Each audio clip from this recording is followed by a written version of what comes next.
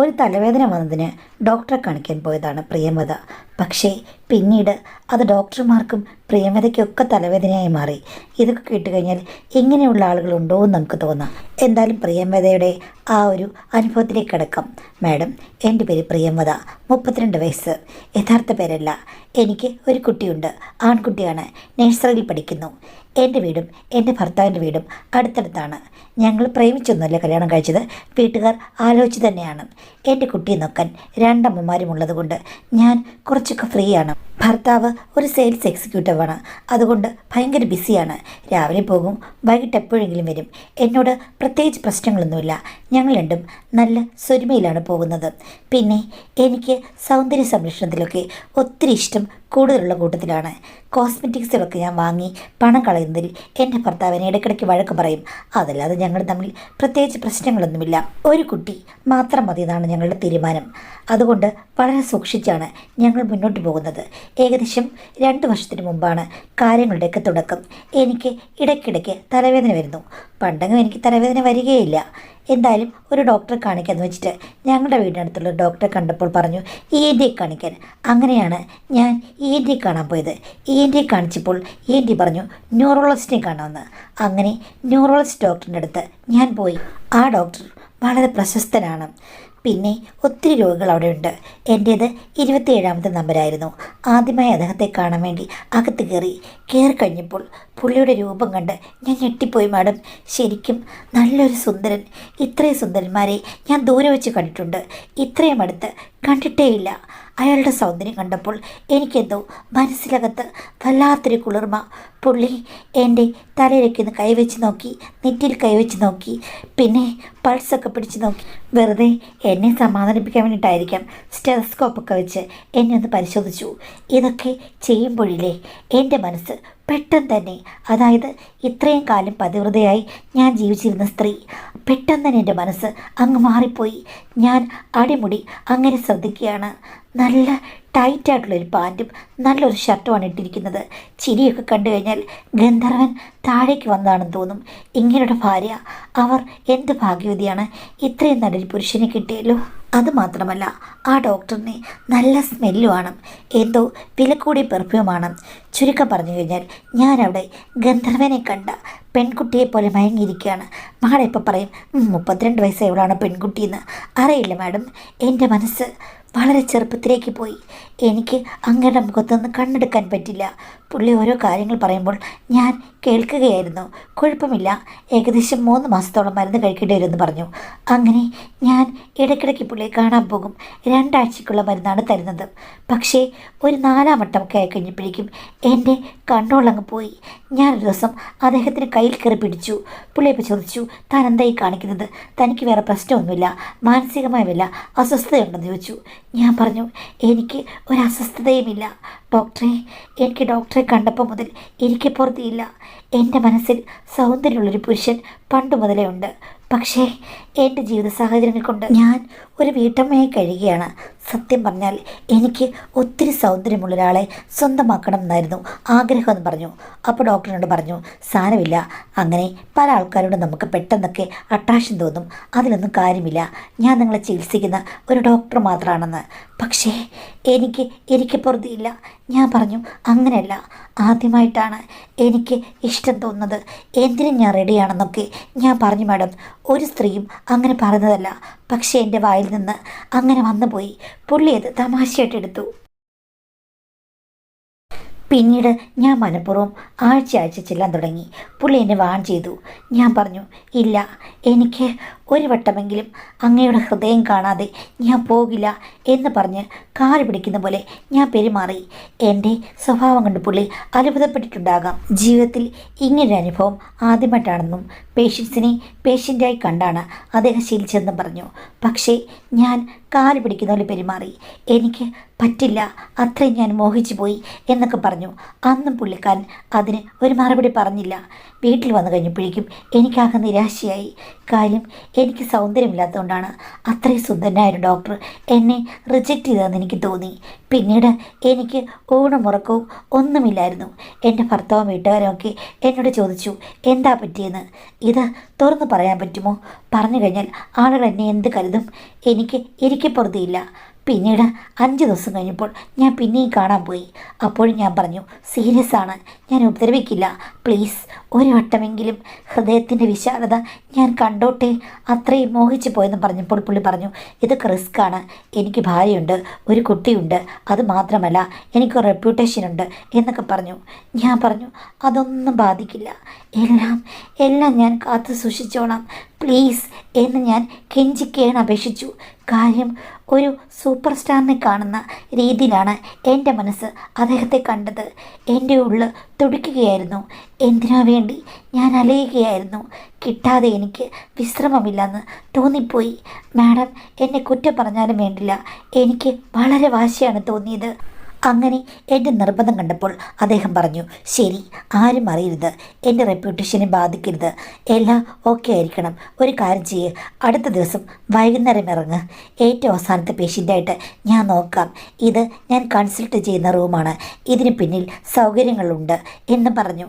ഞാൻ പറഞ്ഞു വരാമെന്ന്. പിറ്റേ ദിവസവും ഞാൻ ഇറങ്ങി. എൻ്റെ ഭർത്താവിനോടൊന്നും ഞാൻ ആ സമയത്ത് മിണ്ടിയിട്ടേ ഇല്ല. എനിക്കെന്തോ വിഷാദം ബാധിച്ചതുണ്ടാകാം. ഭർത്താവും അത്ര ശ്രദ്ധിച്ചില്ല. തലവേദന ഉള്ളത് കൊണ്ടാണെന്ന് അവർ വിചാരിച്ച് കാണും. എന്തായാലും ഡോക്ടറെ കാണാൻ വേണ്ടിയിട്ട് ഞാൻ വന്നു. അന്ന് പതിവിലും സുന്ദരിയായി മേക്കപ്പിട്ടാണ് വന്നത്. ഏറ്റവും അവസാനത്തെ പേഷ്യൻറ്റും പോകുന്നത് ഞാൻ നോക്കിയിരുന്നു. അത് കഴിഞ്ഞ ശേഷം അദ്ദേഹത്തിൻ്റെ അടുത്ത് ചെന്നു. പിന്നെ അദ്ദേഹത്തിൻ്റെ കൂടെ മുറിയിൽ പോയി. നിനക്ക് എന്താണ് ഇഷ്ടമെന്ന് ചോദിച്ചു. ഞാൻ പറഞ്ഞു എൻ്റെ ഇഷ്ടങ്ങളൊന്നും ഒരിക്കലും സാറ് നോക്കേണ്ട കാര്യമില്ല, സാറിൻ്റെ ഇഷ്ടം ഞാനാണ് നോക്കുന്നത്, സാറിന് എന്തൊക്കെയാണ് ഇഷ്ടമെന്ന് പറഞ്ഞാൽ മതി എന്ന് പറഞ്ഞപ്പോൾ അദ്ദേഹം ഒന്നും ഇനിഷ്യേറ്റീവ് എടുത്തില്ല. എൻ്റെ കണ്ണിൻ്റെ മുന്നിൽ നിൽക്കുകയായിരുന്നു. പിന്നെ ഞാനെന്ത് ചെയ്യാനാണ്? കണ്ണിൻ്റെ മുന്നിലുള്ളത് എനിക്ക് വെളിപ്പെടുത്തണ്ടേ, അല്ലെങ്കിൽ എനിക്ക് കാഴ്ച തരണ്ടേ? അനുഗ്രഹം കിട്ടാൻ വേണ്ടി ശ്രീകോവിലിന് മുന്നിൽ കാത്തുനിന്ന ഭക്ത നട തുറക്കാതെ വന്നപ്പോൾ പൂജാരിണിയായി മാറി ഓടിക്കേറി വിഗ്രഹം കട്ടെടുത്തു എന്ന് പറഞ്ഞതുപോലെയായി എൻ്റെ സ്ഥിതി. ഞാൻ പിന്നെ അഭിഷേകമായിരുന്നു. വിഗ്രഹത്തിൽ പൂജകൾ അർപ്പിച്ച് അഭിഷേകമർപ്പിച്ച് ഞാൻ പൂജിച്ചു. അതോടുകൂടി അദ്ദേഹം സെറ്റായി. സത്യം പറഞ്ഞാൽ എൻ്റെ ജീവിതത്തിൽ മുന്നും പിന്നും നോക്കാതെ ഞാൻ ഇറങ്ങിത്തിരിച്ച ഒരേ ഒരു കാര്യമാണിത്. എനിക്ക് അതിലൊന്നും നോക്കേണ്ട കാര്യമില്ല. അദ്ദേഹത്തിൻ്റെ ഇഷ്ടങ്ങൾക്കനുസരിച്ച് പ്രവർത്തിക്കുക എന്നുള്ളതാണ് എൻ്റെ പ്രാമുഖ്യം. ഒരു ദേവനെ സ്വന്തമാക്കിയ ഞാൻ എത്ര സൗഭാഗ്യവതിയാണ്. എൻ്റെ സൗന്ദര്യം ഇന്നാണ് അംഗീകരിക്കപ്പെട്ടതെന്ന് എനിക്ക് തോന്നി. കല്യാണ ദിവസം പോലും എനിക്കിത്രയും സന്തോഷമില്ലായിരുന്നു. അദ്ദേഹം എന്നോട് ചോദിച്ചു സേഫ് അല്ലേ എന്ന്. ഞാൻ പറഞ്ഞു എനിക്ക് 2 കുട്ടികളുണ്ട്, എല്ലാം സ്റ്റോപ്പ് ചെയ്തതാണെന്ന്. എനിക്കെന്തോ അതിൽ കൂടി എനിക്ക് അടുത്ത സൗഭാഗ്യമുണ്ടായിക്കഴിഞ്ഞാൽ അതും ഒരു സന്തോഷമെന്ന് വിചാരിച്ചാണ് ഞാൻ പറഞ്ഞത്. അന്നത്തെ ആ കൺസൾട്ടേഷനോട് കൂടി ഡോക്ടർക്ക് എന്നോടുള്ള സംഭ്രമം മാറിക്കിട്ടി. പിന്നെ തുടർച്ചയായി അദ്ദേഹം പറയുന്ന ദിവസങ്ങളിൽ ഞാൻ ചെല്ലുമായിരുന്നു. ആഴ്ചയിൽ 2 വട്ടമെങ്കിലും ഞാൻ കൺസൾട്ടേഷൻ എടുത്തില്ലെങ്കിൽ എനിക്ക് ഒരു ഉന്മേഷമില്ല. തലവേദന എനിക്കെപ്പോഴേ പോയി. പിന്നെ അവിടെ ചെന്ന് കൺസൾട്ടേഷൻ എടുത്തില്ലെങ്കിൽ മാത്രമാണ് എനിക്കൊരു തലവേദന. അത് ഏകദേശം 8 മാസത്തോളം തുടർന്നു. പക്ഷേ ഒരു സുപ്രഭാതം ഞാൻ ചെന്ന് നോക്കിയപ്പോഴേക്കും ആ ഡോക്ടർ അവിടെയില്ല. അദ്ദേഹം സ്ഥലം മാറി 4-5 ജില്ലകൾക്കപ്പുറം പോയി. എനിക്കാണെങ്കിൽ ഉണ്ടായ ദുഃഖത്തിന് അതിരില്ല.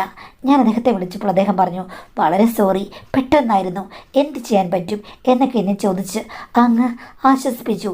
ഇനിയിപ്പോൾ കാണാൻ പറ്റില്ലെന്നായി. അങ്ങനെ കാണാൻ വേണ്ടി അവിടെ പോകാൻ പറ്റുമോ? പറ്റും, എന്നാലും 2-3 കൺസൾട്ടേഷൻ ആഴ്ചയിൽ എങ്ങനെയാണ് 4-5 ജില്ലകൾക്കപ്പുറം? അത് പറ്റില്ല. പതുക്കെ ഞാൻ പിന്നെയും പണ്ടത്തെ പോലെയായി. യോ, എൻ്റെ ജീവിതത്തിൽ എന്തായി നടക്കുന്നത്? പക്ഷേ ഇദ്ദേഹമുള്ളപ്പോൾ ഭർത്താവുമായിട്ട് എനിക്ക് നല്ല കോർഡിനേഷനായിരുന്നു. ഒരു കുഴപ്പമില്ല. ഇവിടെ സന്തോഷിപ്പിക്കുന്നത് പോലെ അവിടെയും എനിക്ക് സന്തോഷം തന്നെ. ഭർത്താവിനെ കുറച്ചുകൂടെ ഞാൻ കൺസിഡറേറ്റ് ചെയ്തു. പക്ഷേ ഇവിടെ ഒന്നുമില്ലാതായി കഴിഞ്ഞപ്പോഴേക്കും അവിടുത്തെ കാര്യങ്ങൾക്കും വിഘാതം സംഭവിക്കാൻ തുടങ്ങി. നിനക്കെന്താ പിന്നെയും തലവേദന വന്നെന്ന് ചോദിച്ചു. ഞാൻ പറഞ്ഞു വരാൻ പോകുന്നു തോന്നുന്നു, എനിക്കറിയില്ല എന്നൊക്കെ പറഞ്ഞ് ഇങ്ങനെ ഇരുന്നപ്പോൾ ഒരു ദിവസം ആ ഡോക്ടർ എന്നെ വിളിച്ചു. എനിക്ക് വരാൻ പറ്റില്ലെങ്കിലും നിനക്ക് പറ്റുമെങ്കിൽ ഒരു ഉപകാരം ചെയ്യൂ. എൻ്റെ ഒരു ഫ്രണ്ടുണ്ട്, അയാൾ ഇപ്പോൾ ഒരു സ്വകാര്യ ഹോസ്പിറ്റലിലാണ് വർക്ക് ചെയ്യുന്നത്. അവന് സത്യം പറഞ്ഞാൽ ഒത്തിരി വിഷാദത്തിലാണ്. അവൻ്റെ ഭാര്യ പിരിഞ്ഞുപോയി. വിവാഹമോചനം ഈ അടുത്ത കാലത്താണ് നടത്തിയത്. ടൗണിൽ ഒരു ഫ്ലാറ്റുണ്ട്. അവൻ്റെ അടുത്ത് ചെന്ന് കഴിഞ്ഞാൽ അവൻ നല്ല പോലെ ട്രീറ്റ് ചെയ്യും. ഞാൻ അപ്പോൾ പൊട്ടിത്തെറിച്ചു. എനിക്ക് വേറെ ആരുടെ ട്രീറ്റ്മെൻറ്റ് വേണ്ട, ഡോക്ടറെ അടുത്ത ട്രീറ്റ്മെൻറ്റ് ഞാൻ വന്നതാണ്, എന്നെ അങ്ങനെ കരുതരുത്, എല്ലാവരുടെയും കൂടെ ട്രീറ്റ്മെൻറ്റൊന്നും ഞാൻ പോകില്ലെന്ന് പറഞ്ഞു. അപ്പോൾ അയാൾ എന്നോട് പറഞ്ഞു, പൊട്ടിത്തെറിക്കാതെ ശാന്തമാകൂ, ഞാൻ പറഞ്ഞത് കേൾക്കൂ, അവനെ പോയി ഒന്ന് കാണൂ, പിന്നെ മരുന്നുകളൊക്കെ അവൻ എഴുതി തരുന്നത് ഞാൻ പറഞ്ഞിട്ടാണ്. അവൻ സാധാരണ ഡോക്ടറാണ്, നിനക്ക് ഒരു സഹായമാകും, ഒന്ന് കണ്ടു നോക്കൂ എന്ന് പറഞ്ഞു. പണ്ട് ഏതോ സിനിമയിൽ ഉർവശി പറഞ്ഞതുപോലെ ആ കത്ത് തന്നു. അങ്ങയുടെ ചെപ്പക്കുറ്റിക്കൊരെണ്ണം കൊടുക്കാൻ എനിക്ക് തോന്നിയത്. എന്നാലും കത്തിനുള്ളിൽ എന്താണെന്നൊന്ന് അറിയണമല്ലോ, അതുകൊണ്ട് കത്ത് ഞാനൊന്ന് വായിച്ചു. പക്ഷേ ഒന്ന് വാങ്ങിച്ചപ്പോൾ പിന്നീട് അങ്ങനെ വാങ്ങിക്കാതിരിക്കുന്നത് പിന്നെ കത്തോട് കത്ത് എന്ന് പറഞ്ഞ ഡയലോഗ് പോലെയായിരുന്നു എൻ്റെ യഥാർത്ഥ ജീവിതത്തിൽ നടന്നത്. കാര്യം ഈ ഡോക്ടർ പറഞ്ഞിട്ട് ഞാൻ പുതിയ ഡോക്ടറെ കാണാൻ പോയി. അദ്ദേഹത്തിൻ്റെ ഫ്ലാറ്റിലാണ് കാണാൻ പോയത്. പോയപ്പോഴെൻ്റെ മനസ്സ് ഒട്ടും തൃപ്തികരമല്ലായിരുന്നു. കാര്യം ഞാൻ കാണാൻ പോയ ആദ്യത്തെ ഡോക്ടറുടെ അത്ര സൗന്ദര്യമൊന്നും മറ്റു ഡോക്ടർമാർക്ക് കാണില്ല. എനിക്ക് കിട്ടിയ ഗന്ധർവനാണ് അദ്ദേഹം. ഇനി അടുത്തൊരു ഗന്ധർവൻ ഇങ്ങനെ ഒരിക്കലും ആകില്ല, ഏതെങ്കിലും സാധാരണ ആൾക്കാരായിരിക്കും എന്ന് വിചാരിച്ചാണ് ഞാൻ പോയത്. അവിടെ ചെന്ന് കഴിഞ്ഞപ്പോഴേക്കും അത് എന്നെ അത്ഭുതപ്പെടുത്തുന്ന ഒരു കാഴ്ചയായിരുന്നു. കാര്യം ശരിക്കും വീഡിയോകളൊക്കെ കാണത്തില്ലേ എന്ന് പറഞ്ഞതുപോലെ മസിൽ രൂപമുള്ള ഒരു സുന്ദര കുട്ടപ്പൻ. ഇങ്ങേരെ എൻ്റെ ആദ്യത്തെ ഡോക്ടറെക്കാളൊക്കെ ഒത്തിരി ഡോസ് കൂടിയ, ട്രീറ്റ്മെൻറ്റുകൾ കൂടുന്ന, കൺസൾട്ടേഷൻ ഫീസ് ഉയർന്ന ഒരു സൂപ്പർ ഡോക്ടറാണെന്ന് എനിക്കപ്പോൾ മനസ്സിലായി. പക്ഷേ അപ്പോഴും എനിക്കൊരു കാര്യം മനസ്സിലായി, ഞാൻ അതീവ സുന്ദരിയാണ്. അല്ലെങ്കിൽ ഇത്രയും സൗന്ദര്യമുള്ള ഡോക്ടർ എന്നെ സ്വീകരിക്കുകയും അടുത്തൊരു ഡോക്ടർക്ക് കൺസൾട്ടേഷന് വേണ്ടി അയക്കുകയും ചെയ്യുമോ? ഒരിക്കലുമില്ല. എൻ്റെ സൗന്ദര്യത്തിൽ എനിക്ക് പണ്ട് അമിത വിശ്വാസമുണ്ടായിരുന്നു. പിന്നെ അത് മുഴുവനും താഴേക്ക് വന്നു. ഇപ്പോൾ അതിൻ്റെ 10 ഇരട്ടിയായി. അവിടെ എനിക്ക് നോ പറയാൻ ഒന്നുമില്ലായിരുന്നു. പക്ഷേ എനിക്ക് വ്യത്യസ്തമായി തോന്നിയത് എന്താണെന്ന് വെച്ച് കഴിഞ്ഞാൽ, മാഡത്തിൻ്റെ വീഡിയോയിൽ പലപ്പോഴും പറയാറില്ലേ, മസിൽസുള്ള നല്ല ജിം ബോഡിയുള്ള ആണുങ്ങൾ, അവരെയാണ് പലപ്പോഴും എല്ലാവരും പ്രൊജക്റ്റ് ചെയ്ത് കാണിക്കുന്നത്. ഏതിപ്പോൾ വീഡിയോ എടുത്തെന്ന് പറഞ്ഞാലും അങ്ങനെയുള്ള ആണുങ്ങൾക്കായിരിക്കും പ്രാധാന്യം. അതേപോലെ നല്ല ഫീച്ചേഴ്സുള്ള സ്ത്രീകൾക്കും എന്ന് പറഞ്ഞതുപോലൊരു അവസ്ഥയായിരുന്നു എനിക്കും. ഞാൻ നന്നായി പാട്ട് പാടും മാഡം. പണ്ട് ഒരു പടം ഇറങ്ങിയിട്ടുണ്ട്, അതിനകത്തൊരു പാട്ടുണ്ട്. കാറിൽ നായിക വല്ലാതെ പരവശ്യായി കാട്ടിക്കൂട്ടുന്ന പരാക്രമങ്ങളോടുകൂടി ചേർന്നൊരു പാട്ട്. ചിത്രമണിക്കാട്ടിൽ എന്നിഷ്ടമലർക്കൂട്, ഇഷ്ടമലർക്കൂട്ടിൽ എനിക്കിഷ്ടമുള്ളൊരാൾ എന്ന് പറഞ്ഞ് നായിക കാട്ടിക്കൂട്ടുന്ന പാട്ട് സീൻ മാഡം കണ്ടിട്ടുള്ളതല്ലേ? എനിക്കും കൂട് തുറക്കാൻ മോഹമായിരുന്നു. അല്ലെങ്കിലും പണ്ടേ കൂട് തുറന്ന് എനിക്ക് നല്ല പരിചയമുണ്ടല്ലോ. പക്ഷേ കൂട് തുറന്നാൽ കിളി പറന്നു പോകും. ഈ കൂട്ടിലെ കിളി പറക്കില്ല, പക്ഷേ വാനോളം ഉയരും. അന്ന് ആ പാട്ട് പാടിയത് അദ്ദേഹത്തിന് ഒത്തിരി ഇഷ്ടപ്പെട്ടു. വേറൊരു കാര്യം എനിക്ക് പിടികിട്ടി, സൗന്ദര്യമുള്ള പുരുഷന്മാരുടെ അടുത്ത് വരുമ്പോഴേക്കും ഞാൻ ആളാകെ മാറും. എൻ്റെ ഉള്ളിൽ ഉറങ്ങിക്കിടക്കുന്ന കഴിവുകൾ ഉയർന്നെഴുന്നേൽക്കും. നേരവും കാലവും പോകുന്നത് എനിക്കറിയാൻ പറ്റില്ല. ഊർജത്തിൻ്റെ അങ്ങേയറ്റത്തെ പ്രവാഹമായിരിക്കും എൻ്റെ ഉള്ളിൽ. അതുമാത്രമല്ല, മത്ത് പിടിച്ച് ഒരു വനശലഭം പോലെ ഞാൻ ചാഞ്ചാടിയാടും. പൊതുവെ എല്ലാ സ്ത്രീകളും പുരുഷന്മാരിൽ നിന്ന് സ്നേഹം ആവശ്യപ്പെടും, അല്ലെങ്കിൽ ആഗ്രഹിക്കും. പക്ഷേ എനിക്കങ്ങനെയല്ല. അവരുടെ സ്നേഹം എനിക്ക് അത്യാവശ്യമാണെങ്കിൽ കൂടിയും എൻ്റെ സ്നേഹം വേണം അവർക്ക് ധാരാളം പകർന്നു കൊടുക്കാൻ എന്ന് വിശ്വസിക്കുന്ന ഒരു സ്ത്രീയായി ഞാൻ മാറി. പക്ഷേ രണ്ടാമത്തെ ഡോക്ടറാണ് ശരിക്കും എന്നെ അഭിനന്ദിച്ചത്. ഞാൻ എൻ്റെ ജീവിതത്തിൽ ഇങ്ങനൊരു സ്ത്രീയെ കണ്ടിട്ടേയില്ല. പലപ്പോഴും എൻ്റെ സൗന്ദര്യം കണ്ട് ഒത്തിരി സ്ത്രീകൾ എന്നോട് അടുത്ത് പെരുമാറാൻ ശ്രമിച്ചിട്ടുണ്ട്. പക്ഷേ അവർക്കാർക്കും എൻ്റെ യഥാർത്ഥ പുരുഷ മനസ്സ് മനസ്സിലായില്ല. ഒരാണിനെ യഥാർത്ഥത്തിൽ മനസ്സിലാക്കിയ സ്ത്രീയാണ് നിങ്ങൾ എന്ന് പറഞ്ഞു. അതെൻ്റെ ജീവിതത്തിലെ ഏറ്റവും വലിയ വിജയമായി എനിക്ക് തോന്നി. അവിടെ നിന്ന് പോരാൻ നേരം ആ ഡോക്ടർ എന്നോട് പറഞ്ഞു, എൻ്റെ വക ഒരു പാരിതോഷികമുണ്ട്. വെച്ച് തന്നത് എത്രയാണെന്ന് ഞാൻ നോക്കിയില്ല. വേണ്ടെന്ന് പറഞ്ഞെങ്കിലും എൻ്റെ സന്തോഷത്തിന് കയ്യിലിരുന്നോട്ടെ എന്ന് പറഞ്ഞു. പിന്നെ അദ്ദേഹം പറഞ്ഞു, ഒരു 6 മാസം കൂടി ഞാനിവിടെ ഉണ്ടാകും. അപ്പോഴൊക്കെ എൻ്റെ അടുത്ത് തന്നെ കൺസൾട്ടേഷൻ വരണം. അതുമാത്രമല്ല, എൻ്റെ ജീവിതത്തിലെ ചില പ്രശ്നങ്ങളുണ്ട്, അതിലൊക്കെ കൂട്ടി നിൽക്കണമെന്ന്.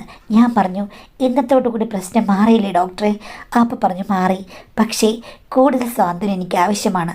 ഡോക്ടർക്കും സ്വാതന്ത്ര്യം നൽകില്ലേ കുട്ടി എന്ന് ചോദിച്ചപ്പോൾ ഞാൻ പറഞ്ഞു, കുട്ടീനെ എന്നെ വിളിച്ചപ്പോൾ എനിക്കൊത്തിരി സന്തോഷമായി.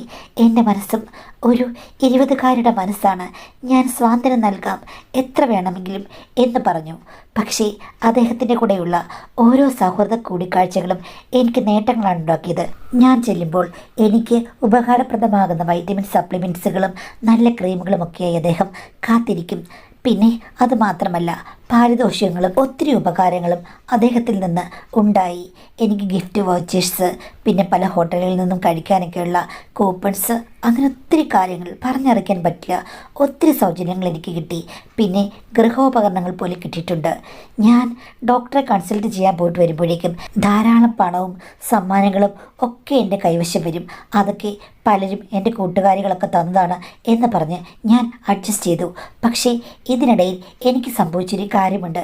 എൻ്റെ ഭർത്താവിനോട് ആദ്യത്തെ ഡോക്ടർ ഉള്ളപ്പോൾ എനിക്ക് വളരെയധികം ഇഷ്ടവും ഇഷ്ടക്കൂടുതലും ഒക്കെ ആയിരുന്നു. ആദ്യത്തെ ഡോക്ടറുടെ മുഖസൗന്ദര്യമാണ് എനിക്ക് ഏറ്റവും ആകർഷകമായി തോന്നിയത്. പക്ഷേ രണ്ടാമത്തെ ഡോക്ടർ എന്തുകൊണ്ടും 1ാം സ്ഥാനം കൊടുക്കാൻ മാത്രം പെർഫെക്റ്റാണ്. അദ്ദേഹത്തിൻ്റെ സമീപനങ്ങളും സഹായങ്ങളും അദ്ദേഹത്തിൻ്റെ ആർജവങ്ങളുമൊക്കെ എന്നെ ഒത്തിരി സ്വാധീനിച്ചു. ഞാൻ ആകെ മാറി. എനിക്ക് പിന്നെ ഭർത്താവിനെ എനിക്കൊരു രീതിയിലും പരിഗണിക്കാൻ കഴിയാതായി. ഞങ്ങൾ തമ്മിലുള്ള അകലം കൂടുകയായിരുന്നു. ആദ്യം ചെറിയ വഴക്കുകളായിരുന്നു, പിന്നീടത് വലിയ വഴക്കുകളായി. രോഗത്തിൻ്റെയും തലവേദനയുടെയും പേര് പറഞ്ഞ് ഞാൻ ജീവിതം തകർക്കുകയാണെന്ന് പറഞ്ഞു. അങ്ങനെ വഴക്കായി. ഒരു ദിവസം ഭർത്താവ് എന്നെ സംശയിച്ചിട്ടാകും നോക്കിക്കഴിഞ്ഞപ്പോഴേക്കും എൻ്റെ അലമാരയിൽ നിന്ന് കെട്ടുകണക്കിന് കാശ് കിട്ടി. എവിടെ നിന്നാണെന്ന് ചോദിച്ചു കഴിഞ്ഞപ്പോഴേക്കും എനിക്കൊന്നും പറയാനില്ലായിരുന്നു. അതിൻ്റെ പേരിൽ ഞങ്ങൾ തമ്മിൽ വഴക്കും വക്കാണും ഒക്കെ ഉണ്ടായി. ഞാൻ ഒന്നിനും മറുപടി പറഞ്ഞില്ല. എൻ്റെ ഫോൺ ഭർത്താവ് ഒരു ദിവസം രഹസ്യമായിട്ട് നോക്കി കഴിഞ്ഞപ്പോഴേക്കും ചില തെളിവുകൾ കിട്ടി.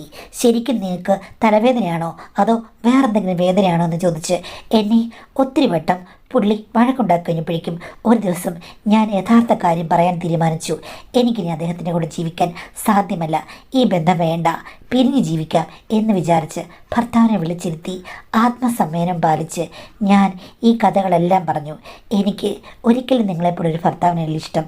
എനിക്ക് വേണ്ടത് എന്താണെന്ന് ഞാൻ കണ്ടെത്തിക്കഴിഞ്ഞു. അങ്ങനെ കുറേ വാക്കുകളും വാക്കുതർക്കങ്ങളൊക്കെ ഉണ്ടായി. ഞാൻ പിരിയുമെന്ന് പറഞ്ഞു കഴിഞ്ഞപ്പോഴേക്കും ഭർത്താവിൻ്റെ കോപം പെട്ടെന്നയഞ്ഞു. എങ്കിൽ പിന്നെ നിനക്ക് ഇഷ്ടമുള്ളതുപോലെ നീ ആരും അറിയാതെ അഡ്ജസ്റ്റൊക്കെ ചെയ്ത് നിൽക്ക്, നമുക്ക് ഈ ദാമ്പത്യ ബന്ധം മുന്നോട്ട് കൊണ്ടുപോകാമെന്ന് പറഞ്ഞു. ഞാൻ പറഞ്ഞു, എനിക്ക് നിങ്ങളുമായിട്ട് പൊരുത്തപ്പെട്ടു പോകാൻ ഒത്തിരി പ്രയാസമായിരിക്കുമെന്ന്.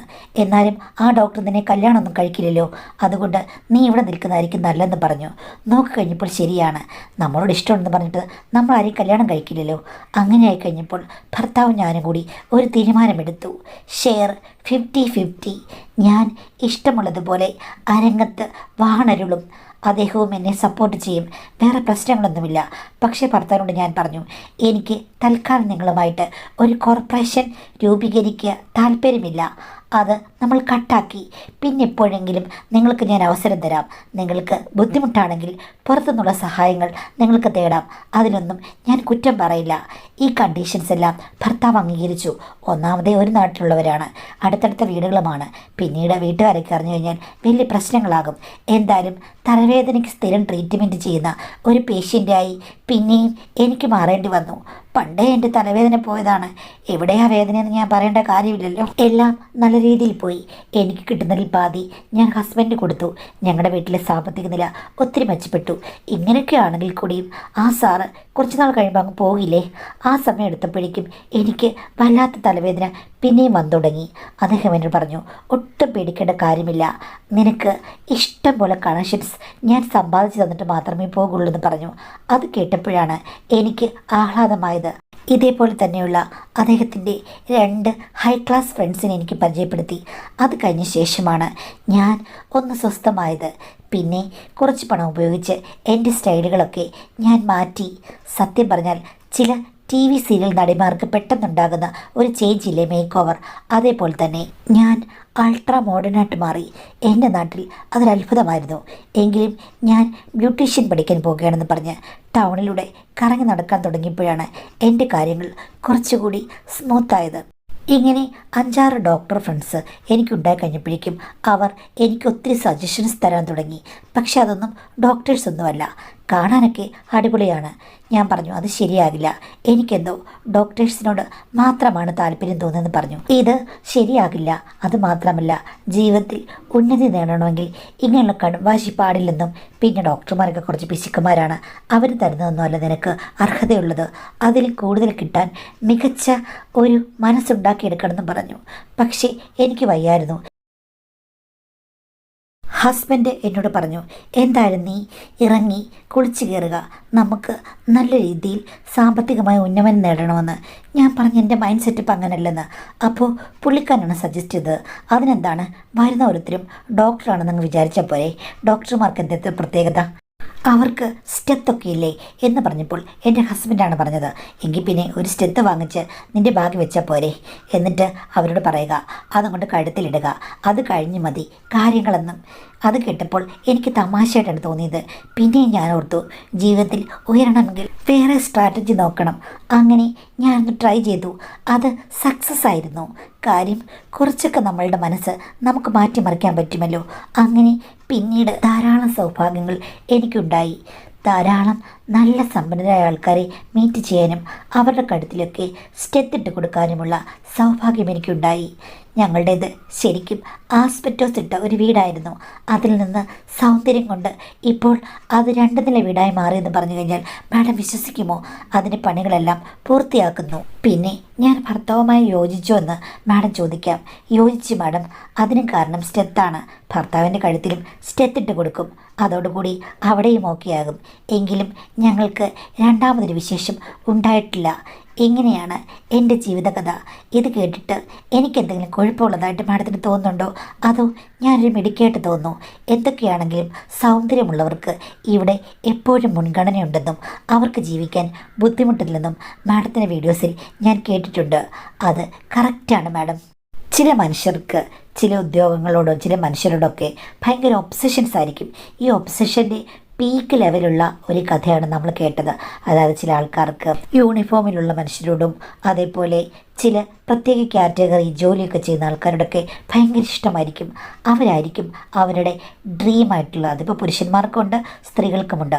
അങ്ങനെയുള്ളവരോട് അവർ ഉപാധികളൊന്നുമില്ലാതെ പെരുമാറുകയും അതിനുവേണ്ടി അലഞ്ഞു നടക്കുകയും ഒത്തിരി പണം ചെലവഴിക്കുകയും ഒക്കെ ചെയ്യും. എന്ന് പറഞ്ഞതുപോലെ ഒരു പ്രത്യേക കാറ്റഗറിയിൽ അല്ലെങ്കിൽ ഒരു കാര്യത്തിൽ സ്റ്റിക്ക് ഓൺ ആയിപ്പോയ ഒരു സ്ത്രീയുടെ കഥയാണ് നമ്മൾ കേട്ടത്. അതിൽ കൂടി അവർ നേട്ടങ്ങൾ കൈവരിച്ചു എന്ന് പറഞ്ഞത് നല്ല കാര്യമാണെന്ന് ചോദിച്ചു കഴിഞ്ഞാൽ അവർക്കത് നല്ല കാര്യമായി തോന്നിയേക്കാം. നമുക്ക് കേൾക്കുന്നവർക്ക് അത് ശരിയല്ലാത്ത കാര്യമായിട്ടും തോന്നിയേക്കാം. ഇതൊന്നും നമ്മുടെ അഭിപ്രായത്തിൽ നിൽക്കുന്നതല്ലല്ലോ. എങ്കിലും അവരുടെ കഥ നിങ്ങൾ കേട്ടല്ലോ. അതിൽ നിന്ന് നിങ്ങൾ തന്നെ അസ്യൂം ചെയ്യുക ഈ കഥയുടെ സാരാംശം.